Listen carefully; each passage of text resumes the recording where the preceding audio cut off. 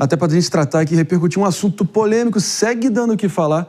E quem está tentando vir aqui para o solo brasileiro nesse momento em busca de refúgio é a mulher do ex-presidente peruano Ollanta Humala. No caso, a Nadine Heredia, né? Está na Embaixada Brasileira em Lima desde ontem, quando ela foi condenada a 15 anos de prisão por corrupção, num caso envolvendo a Odebrecht. É impressionante como a Odebrecht foi para o Peru o que o meteoro foi para os dinossauros, pelo visto, né? Ah, não, André. E o mais interessante é como ela escolheu a Embaixada do Brasil para se abrigar. E eu me pergunto por que ela escolheu a Embaixada do Brasil. É porque o Brasil é um abrigo para aqueles que não gostam muito das delações da Odebrecht, para as investigações da Odebrecht. Então, a primeira-dama, a ex-primeira-dama do Peru, foi antes, segundo ela declarou, da sentença sair, ela foi e pediu asilo na Embaixada do Brasil. Então, ela entrou dentro da embaixada e ela não foi presa. Diferente do presidente, do ex-presidente, que de fato não estava na embaixada e foi preso de fato. E o que acontece aqui? Esse é todo um processo, eles já tinham sido presos antes, esse é todo desdobramento de um processo que inclui delação de membros da Odebrecht em relação à corrupção na execução de obras no Peru. E eles foram agora condenados e nessa separação aí amigável, nesse primeiro momento, a ex-primeira-dama ela conseguiu se refugiar na Embaixada do Brasil após a condenação. Então, é uma situação muito grave e é uma situação que mostra 2 pesos e 2 medidas. Por quê?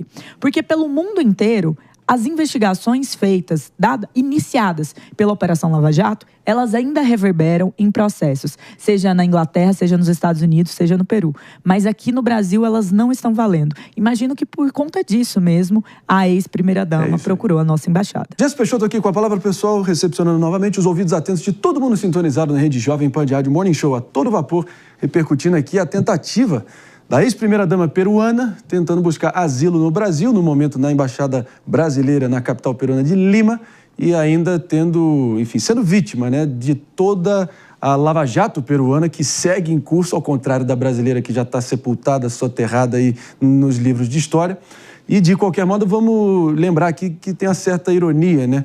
Até as acusações que levaram esse casal a estarem na situação, nesse imbróglio jurídico, Mano Ferreira, que eles se encontram no momento, foi exatamente por lavagem de dinheiro e Caixa 2 junto a empreiteiras, o mesmíssimo, crime que levou Luiz Inácio Lula da Silva a passar 580 dias na carceragem de Curitiba. Exatamente, Marinho. Apesar dos grandes esforços de reescrever a história aqui no Brasil, é fato que a Operação Lava Jato, que desvendou um gigantesco esquema de corrupção, fez essas revelações não apenas aqui no país, mas com impactos em toda a nossa região. O fato é que nós exportamos corrupção, né? As empreiteiras brasileiras que se viciaram em contratos baseados em propina a ponto de terem, veja só, um departamento estruturado de propinas para pagamento de benefícios a políticos corruptos, fizeram este mesmo uso desse mesmo método em países vizinhos. Nos vizinhos, a justiça, veja só, a gente está falando da América Latina, tá? Não é do primeiro mundo, de estados de direito extremamente consolidados. Nos vizinhos, as consequências jurídicas permaneceram ao longo do tempo. Muitos estão presos. Aqui no Brasil, a gente resolveu colocar uma venda nos olhos e fingir que nada aconteceu, que tudo não passou de um delírio coletivo e de uma, às vezes, até conspiração da CIA, né? Tem quem fale essas coisas hoje em dia e gente próxima, muito próxima do atual governo. Ou seja, a gente precisa olhar para esses casos e voltar a refletir sobre a situação do Estado de Direito no Brasil e do império da lei, porque não faz nenhum sentido vivermos esse mundo paralelo como se todas as revelações dos mega escândalos de corrupção simplesmente não tivessem acontecido.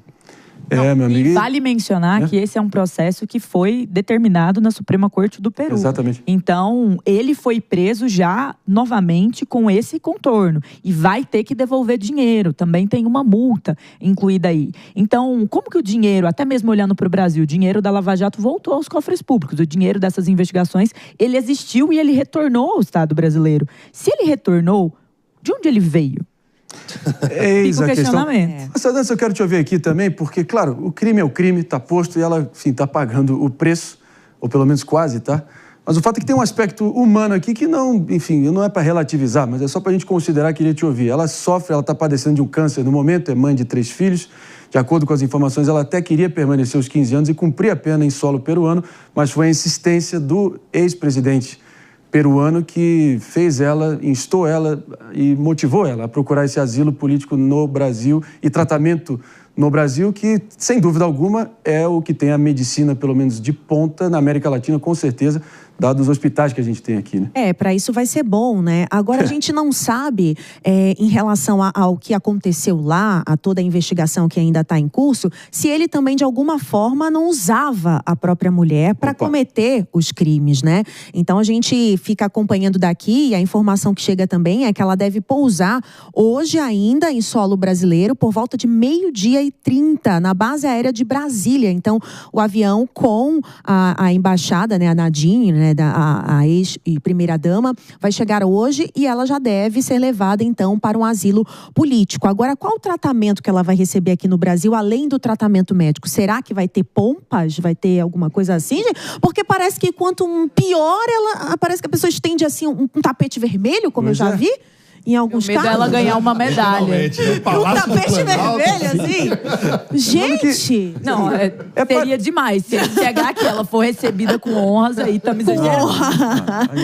O Brasil cansa, mas acho que aí também Nossa, já seria esticar a corda demais. Seria um tapa na cara do cidadão brasileiro. Não, peraí também. E peruano também. Peruano, principalmente. Mas, de qualquer modo, enfim, a gente vai estar acompanhando aqui, claro, os desdobramentos dessa história toda. Enfim, reacende de alguma forma os fantasmas do petismo.